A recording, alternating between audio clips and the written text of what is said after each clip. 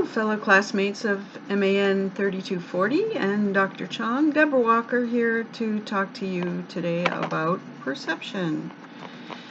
In Lesson 3's discussion, we're asked to review the Jim Donovan case and discuss how perceptions influenced the behavior of both men in this case.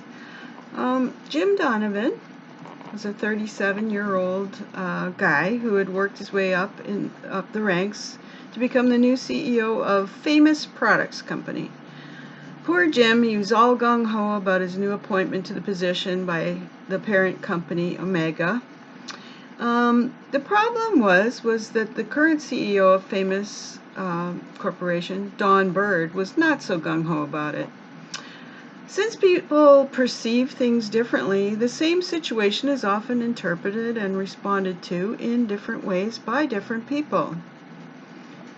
Mr. Bird perceived the situation as more of a threat and that he was being disrespected and replaced because he was being pushed into a chairmanship and he was close to retirement. Now, Donovan should have probably considered things from Mr. Bird's perspective. He should have sensed that maybe Mr. Bird had felt unappreciated and perceived the move as perhaps a slight to him and as maybe even detrimental to the company. Bird was older, came from a different background, and had old-fashioned conservative values, so he had a different perspective on things and how they should be done.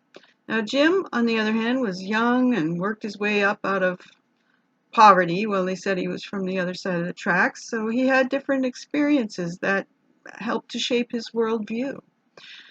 Now, perception allows people to perceive and respond to the situations in the world around them, and they are often formed by people's experiences and backgrounds. In the Donovan case, each of these men used the perception process as described in our text to select, organize, interpret, and retrieve information about the situation to make sense of it.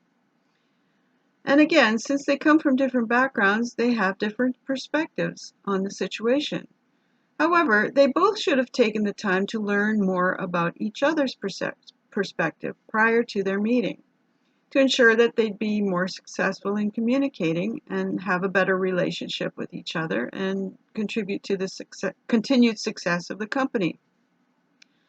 Unfortunately, Donovan was woefully unprepared for the intricacies of handling the transition process. He really should have taken more time to get to know Mr. Bird, to learn more about his values and his perspective on things and how things were previously done at Famous.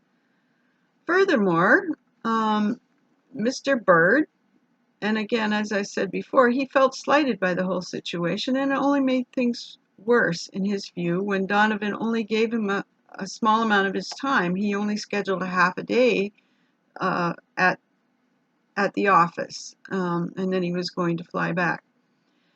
Mr. Bird felt that his years of experience were not valued by Donovan and that his perspective would not be taken into account in future decision making. So consequently, he retaliated by shooting down Donovan's expectations and setting him up for failure with a negative, self-fulfilling prophecy when he said, right in front of the rest of the executive team, "I do not believe he," meaning Jim, "should be there. I do not think he's qualified, and I will give him no support." Well, that was a punch in the face. Here he is, Bird, likely employing some sort of stereotyping on Jim because Jim is young and Bird thinks that Jim lacks the experience to do the job.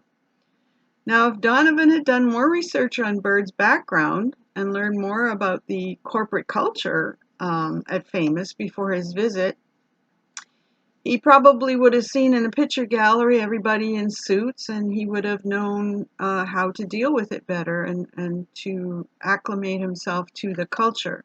He could have formed a better relationship of mutual trust and respect with Bird that way by understanding what the corporate culture was about.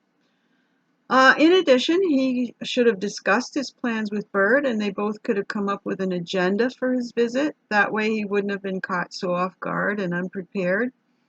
And at the very least, Jim could have adopted his style to fit the culture by dressing, a little bit more conservatively to sort of be look sort of the same as the rest of the executive team. And that would, by being dressed more formally on his first meeting, that would help to create a better first impression.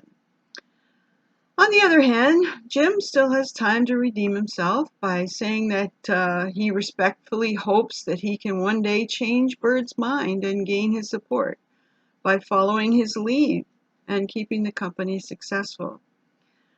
Then, after that, he should just proceed by getting to know the rest of the management team and having them introduce themselves to him and explain what they do there and trying to really understand their perspectives.